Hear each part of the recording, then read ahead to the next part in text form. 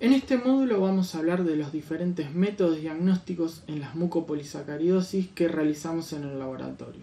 Vamos a comenzar con algunas generalidades para luego adentrarnos en lo que es el diagnóstico del MPS tipo 1. Las mucopolisacaridosis son un grupo de patologías causadas por déficit de diferentes enzimas involucradas en lo que es el metabolismo de los mucopolisacáridos o glicosaminglicanos, como también se conocen estas moléculas. Estas moléculas tienen principalmente un rol estructural en el organismo, formando parte de lo que es la matriz extracelular y la membrana plasmática de las células. Al día de hoy se han identificado 11 tipos de enzimas diferentes involucradas en el metabolismo de los mucopolisacáridos. La deficiencia de estas enzimas va a provocar que no se degraden los mucopolisacáridos, que se comiencen a acumular dentro de los lisosomas de la célula y por ende el desarrollo de la patología. Como pueden ver en el cuadro, al día de hoy hay descritos 7 tipos diferentes de mucopolisacaridosis y dentro de estos 7 hay 9 subtipos, los cuales se clasifican dependiendo de la actividad del déficit enzimático y de la clínica, obviamente. Dentro de estos tipos vamos a encontrar también que cada uno va a presentar la acumulación de distintos tipos de mucopolisacáridos. En cuanto al diagnóstico en el laboratorio, lo que podemos realizar son 3 tipos diferentes de estudios. Podemos medir la actividad enzimática, podemos estudiar los biomarcadores o podemos realizar el estudio genético. Dentro de la actividad enzimática, lo que hay que saber es que la mayoría de ellas se pueden estudiar en gotas de sangre en papel de filtro o DBS, y si no es posible, lo que hacemos es medir la actividad directamente en leucocitos.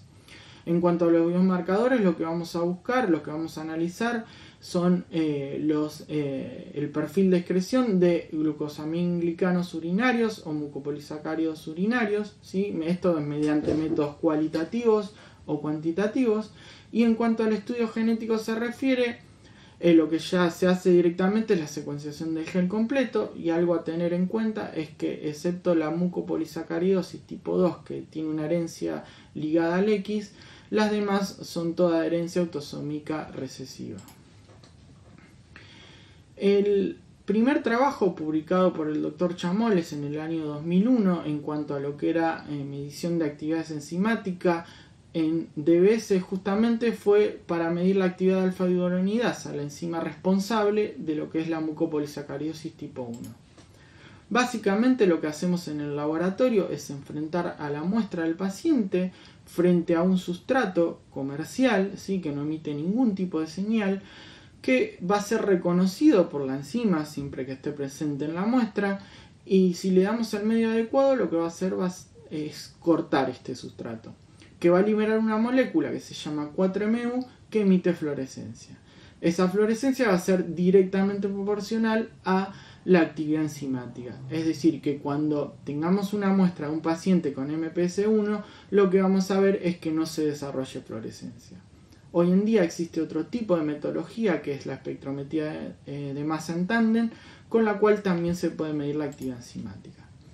Trabajar con gotas de sangre en papel de filtro tiene múltiples ventajas, pero las más remarcables son lo que tienen que ver con lo que es la facilidad para la toma y el transporte de las muestras, ya que se puede hacer a temperatura ambiente por correo común.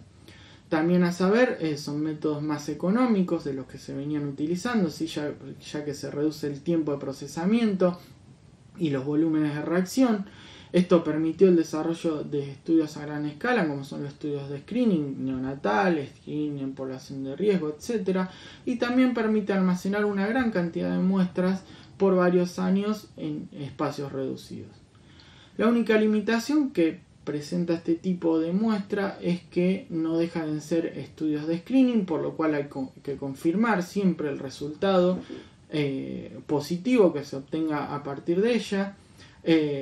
La mejor forma, es decir, lo ideal es realizar el dosaje enzimático en leucocitos, que casi siempre es el método gold standard, realizar el estudio de biomarcadores y por último cerrar con el estudio genético. Si bien no quedan dudas de las grandes ventajas que tiene trabajar con DBS, algunas veces nos encontramos con problemas en el laboratorio, ¿sí? Sobre todo los que tienen que ver con la calidad de la muestra. La mayoría de estos problemas son evitables, ¿sí?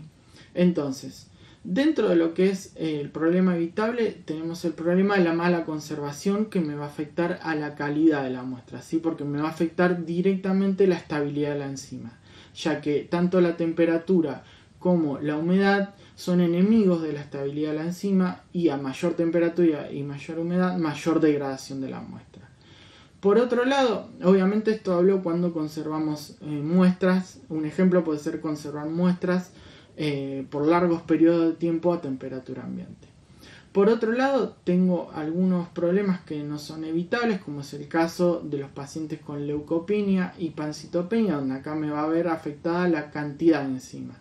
Esto es porque dentro de lo que es sangre vamos a encontrar los lisosomas en los leucocitos y en las plaquetas. Los glóbulos rojos no tienen lisosoma.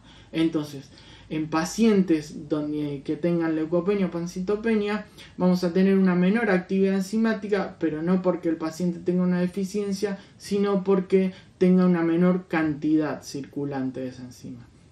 La forma que encontramos en el laboratorio para evitar este tipo de problemas es dosar una enzima de control para asegurarnos de la calidad de la muestra, ¿sí? Que en nuestro caso es la beta-galactosidasa, y así evitamos informar falsos positivos. Otro tipo de problema evitable son los que tienen que ver con la impregnación de la muestra. Como pueden ver en la diapositiva, recibimos distintos tipos de muestras mal impregnadas. Ahora les voy a explicar cómo llevar a cabo una recolección adecuada.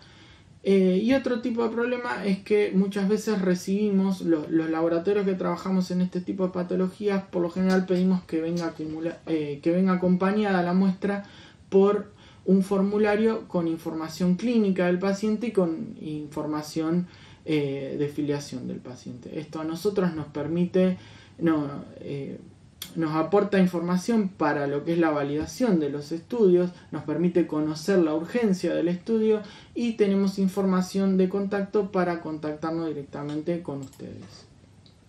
Entonces, algunos tips o algunas consideraciones para una toma exitosa de muestra.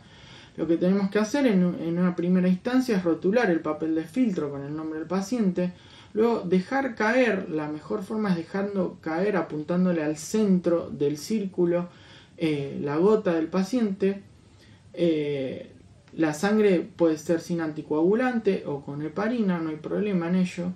Y una vez que está impregnada, hay que dejarla secar 3 horas a temperatura ambiente y un máximo de overnight. ¿Esto qué es? Para que no quede olvidada en un cajón o olvidada en una repisa y comience a degradarse, ¿sí? Una vez que terminó de secarse, lo que hacemos es guardarla en el refrigerador o en la nevera, en una bolsa de plástico o en un sobre de papel, ¿sí? Siempre y cuando esté seca. Si tienen alguna duda, pueden ir a YouTube. Hay un video que hicimos hace algunos años, muy cortito, muy explicativo, donde podrán ver cómo realizar una toma exitosa de muestra, poniendo Chamoles DBS en el buscador. Bueno, terminamos lo que tiene que ver con actividad enzimática. Ahora pasamos a lo que es el estudio de biomarcadores, ¿sí? Acá lo que vamos a analizar es la excreción de los distintos mucopolisacáridos urinarios, ¿sí? Dentro de los mucopolisacáridos tenemos diferentes tipos. Vamos a encontrar el heparansulfato, dermatansulfato, condroitinsulfato, queratansulfato y ácido hialurónico. También tenemos diferentes tipos de reacciones o métodos que podemos utilizar con diferente grado de complejidad. Las más simples son las reacciones de screening de mucopolisacáridos urinarios, ¿sí?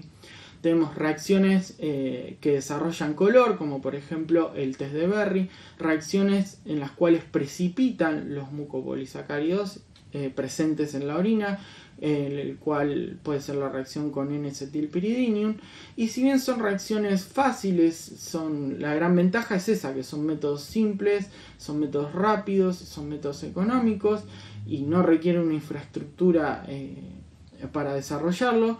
El problema es que tiene una gran desventaja, y es que son reacciones de screening con gran porcentaje de falsos positivos y falsos negativos, ¿sí? Sobre todo falsos positivos. ¿Y esto a qué me refiero? Que muchas veces nos llegan muestras diciendo que tienen un resultado positivo de MPS en orina mediante una reacción de screening, y muchas veces terminan no siendo pacientes con mucopolisacaridosis porque se excretan una cantidad mínima de mucopolisacáridos de manera fisiológica. Entonces, otro tipo de estudio con otra complejidad que podemos realizar es el estudio de mucopolisacáridos mediante cromatografía de capa fina o TLC. Acá lo que vamos a hacer es identificar por un lado los mucopolisacáridos excretados y por el otro semi-cuantificar, ¿sí? Como pueden ver en la diapositiva, tenemos que para cada tipo de mucopolisacaridosis vamos a tener distintos perfiles de excreción. Pero para el caso de lo que es la mucopolisacaridosis 1 y 2 tenemos el mismo perfil donde vamos a ver la excreción de dermatansulfato y heparansulfato. Cabe destacar que también se puede realizar este tipo de estudio mediante otra técnica que es electroforesis, donde se obtienen resultados similares a los que obtenemos con la TLC. Otro tipo de estudio que podemos realizar es la cuantificación de mucopolisacáridos totales, ¿sí? Esto es mediante un reactivo que se llama DMB, y a grandes rasgos lo que vamos a encontrar es que los que más se excretan son los pacientes con MPS 1 y 2, comparados con las demás tipos de mucopolisacaridosis, y en cuanto a edad, cuanto más pequeño es el paciente, cuanto menor edad tiene, mayor cantidad de mucopolisacáridos excreta.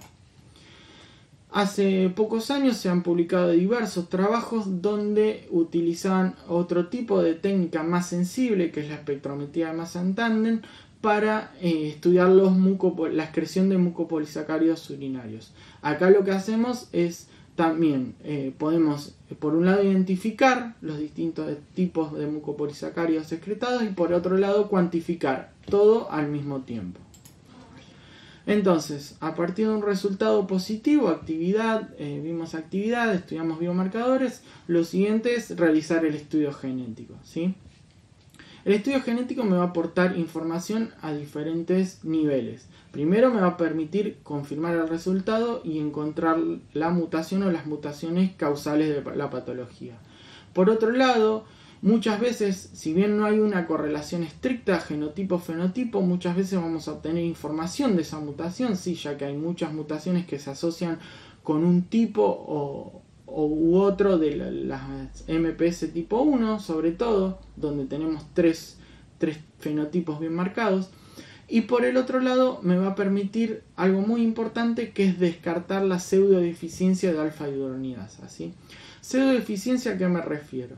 Esto ocurre cuando obtenemos, en las pseudodeficiencias, obtenemos una actividad nula in vitro, ¿sí? Pero en el organismo la mutación que produce esa pseudodeficiencia no afecta del todo a la enzima, que le queda una actividad mínima residual y que impide lo que es el desarrollo de la patología.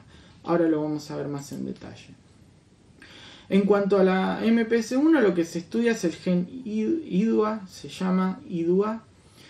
Lo que se puede secuenciar, lo que se hace, como ya les expliqué anteriormente, se secuencia el gen completo, ya sea por Sanger o por Next Generation o técnicas de Next Generation Sequencing. Al día de hoy hay más de 300 mutaciones descritas, y los que les mencionaba antes, hay algunas mutaciones que provocan estas pseudodeficiencias, es decir, por más que el paciente tenga la enzima mutada, ¿sí? Esa mutación guarda cierta actividad residual que impide el desarrollo de la patología. Como pueden ver en el cuadro, son todas mutaciones de cambio de sentido, es decir, que cambia un aminoácido y no termina de afectar del todo a la proteína.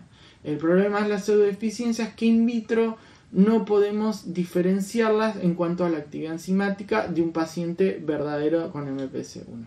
Por ende, la única forma de dilucidarlo es mediante el estudio genético. Entonces, para ir cerrando, el dosaje de las actividades enzimáticas se puede, como les comenté, se puede realizar la gran mayoría en DBS, ¿sí? Tengan en cuenta las ventajas que esto produce. Ante un resultado positivo de DBS, lo que se va a hacer es confirmar el resultado en leucocitos. realizar un estudio de biomarcadores, es decir, de los mucopolisacáridos urinarios, y por último el estudio genético, y tener en cuenta básicamente lo que es las consideraciones para una toma de muestra exitosa y obviamente la información que aporta el estudio genético, sobre todo para lo que tiene que ver con la mucopolisacaridosis tipo 1 y el tema de la pseudodeficiencia.